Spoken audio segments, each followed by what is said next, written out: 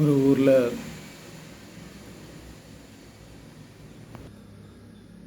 ஒரு ஹோட்டல் இருந்துச்சு. இந்த ஹோட்டலில் நிறைய பேர் வேலை பார்த்தாங்க. அப்போ அந்த வேலை பார்த்த இடத்துல ஒருத்தவங்க வேலை செய்கிற ஒருத்தங்க ரொம்ப ஏழ்மை.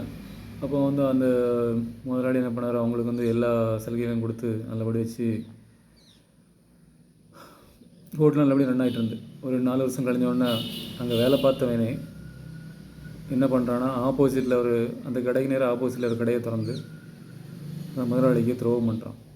அந்த ஏரியா மக்கள்லாம் பார்த்துட்ருக்காங்க. என்ன பண்ணுறது, இந்த துரோகம் பண்ணனுக்கு ஒரு பாடத்தை கொடுக்கணும்னு சொல்லிட்டு அவன் கடைக்கு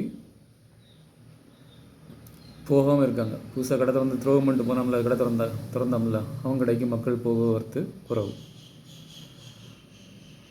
அப்போ துரோகம் இப்போ என்னாச்சு, அவன் அப்புறம் இந்த ஊரை விட்டுட்டு வேறு ஊரில் போய் கடையை போட்டான். அதான் என்றைக்கு என்ன பண்ணுற, தொழில் கற்று தந்த ஒருத்தர் நம்ம கற்றுறாங்க அப்படின்னா அவங்கள துரோகம் பண்ணக்கூடாது.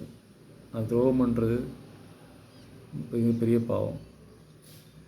அது துரோகம் பண்ணவங்கள சுற்றி நம்ம பார்த்துட்ருப்பாங்கள மக்கள், அந்த மக்களால் தான் என்ன பண்ண முடியும். அந்த துரோகம் யார் துரோகி யார் துரோகம் வகிக்கிறாங்க என்னங்களை நம்ம எல்லாம் சேர்ந்து தான் அவங்களுக்கு ஒரு பாடத்தை கற்றுக் கொடுக்க முடியும். நன்றி, வணக்கம்.